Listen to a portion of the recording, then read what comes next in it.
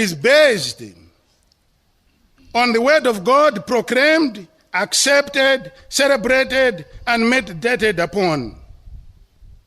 This means countries where Christianity is dying, Christian life can only be revived by new evangelization that lets the word of God transform and regenerate the culture of individualism and materialism that is killing the church in Europe and some parts of the USA.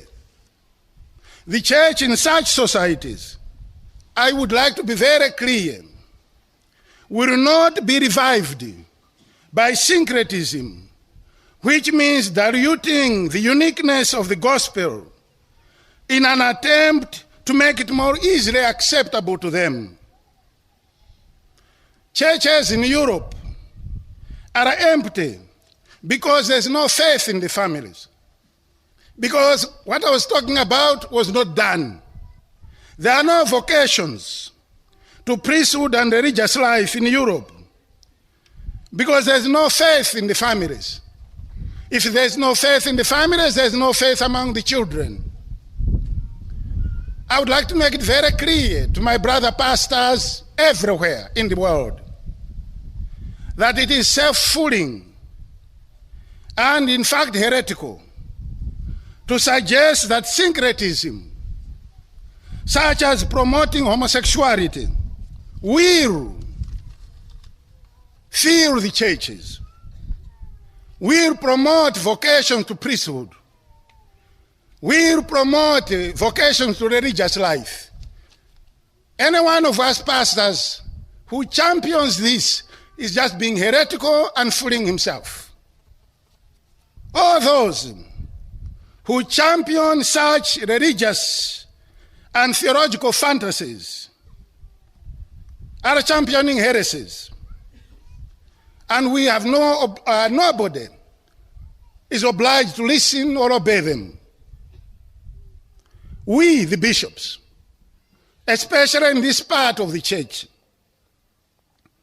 are very quick and strong to criticize elected or appointed leaders when they say or do stupid things. We are morally obliged to respond with the same force and even greater force when such stupid ideas are being championed within our ranks. And worse, they are not just stupid ideas, but they are heresies. These heresies should never be accepted. No one should be forced to accept heresies of this type. Anybody who champions a teaching that contradicts the word of God is championing a heresy, which should not be obeyed. My brothers and sisters, I would like to be very clear here that it is very sad, really, that this is happening in the world where some pastors, I would call them tired pastors, sing the word of God where it is very difficult. The difficult parts should be chopped off and make it as simple as possible. Where pastors think the word of the cross of Jesus Christ, when it is too heavy, it should be chiseled out until it can just be put in a pocket.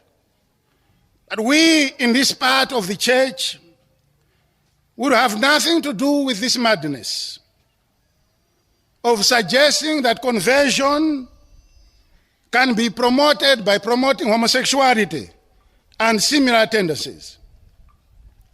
We will not accept that our youth be misled by pastors who are tired of their faith. We will not follow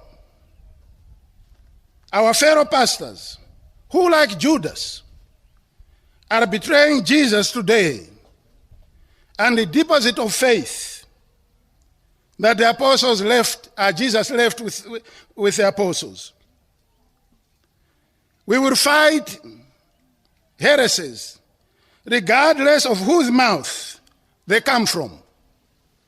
It is very sad that after 2,000 years of converting people from paganism to Christianity, now some of our tired pastors are trying to convert the Christians back to paganism.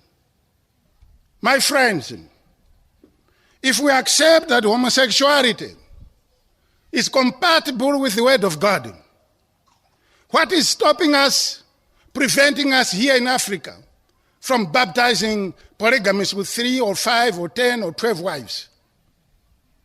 Let us not bow to deviations from the gospel just because those deviations are common in rich and popular societies.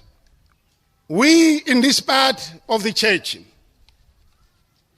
our opposition to this very dangerous heresy, which champions homosexuality as a way of converting people, primarily in search of cheap popularity.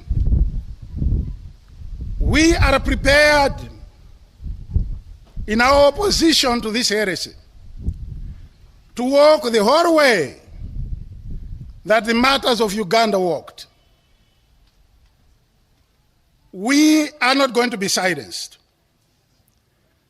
We will not accept that our young people are forced to become ashamed of being Catholics, that our young people become ashamed of belonging to the Catholic Church, because somewhere some pastors want to please societies that are rich and powerful.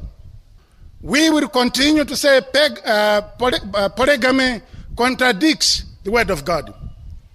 We will continue to say homosexuality contradicts the Word of God. We will fight this to the very end like the martyrs of Uganda. And so help us God.